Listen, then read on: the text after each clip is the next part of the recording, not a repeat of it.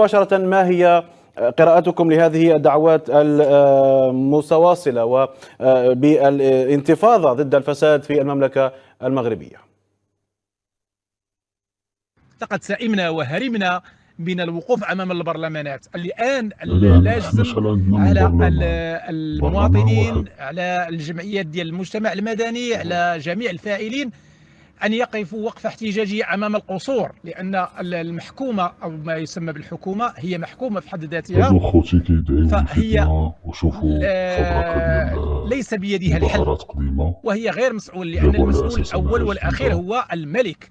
القصر الملكي يجب على المتظاهرين أن يتظاهروا وأن يقفوا وقفات احتجاجية أمام القصور، لأن أمام القصور يوجد مركز القرار، بالإضافة إلى سفارة فرنسا على المحتجين أن يحتجوا أمام السفارة الفرنسية، لأن الملك المغربي خوتي هو بغاو يبينوا بأن احنا فرنسا هو اللي المقيم حكمنا، العام حيت هما فرنسا الفرنسي اللي حكمناهم. بالمغرب، راكم نعم. كتسمعوا الشباب وكل قال لك أن قراراته خصنا نهضروا وكل قدام السفارة ما الفرنسية اللي هي يقوم اللي به كتحكم فينا، يجب لأننا نعم. كنعتقدوا هي عليه فرنسا أن كتحكم في يستمد الأمور. الشرعية من فرنسا، طيب.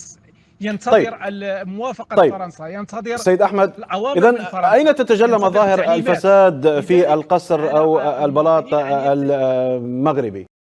سيتجلى الفساد عند إذا أمك وعند تحدثنا أختك عن الثروة وعند وناهبي المال العام، الشنقريحة وأين ديالكم ذهبت اللي الثروة؟ ديسنا قرعة الثروة ذهبت في في بطون المغرب. الملك. الجيش المغربي اللي الثروة كينصر قرعة يسرقها وحاشا هاد وينهبها الملك الناس. محمد أما السادس، هو باش غتوصلوا ينهب الصحراء الغربية، الانقلاب ينهب في المغرب المغرب كله، ينهب أولى حتى دول مظاهرات كثيرة ضد في الملك إفريقيا، ما عمرها دول تمكن كثيرة لم تقدر تسلم ضد من الحكومة نهب ولكن ضد محمد الملك ما السادس عمرها تقدر بها. لثرواتهم. دولة بتحكم. فالثروة عند محمد السادس. الآن وأنا أتصفح السوشيال ميديا توقفت عند نساء ساجدات، ما يسموهم بالنساء الساجدات، وهم يرجون الرحمة من المغتصب، يرجون الرحمة من السارق، يتمنون من السارق واللص أن يعطيهم ما سرقه، فهم نعم.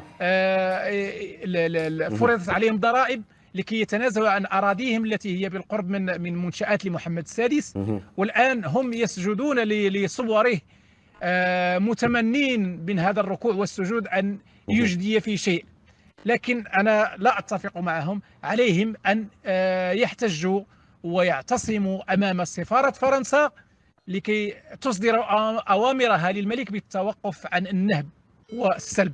عليهم أن يقفوا وقفات احتجاجية أمام نعم. القصر الملكي، وأن لا يتزعزعوا من أمام القصر الملكي حتى تتم حل مشاكلهم.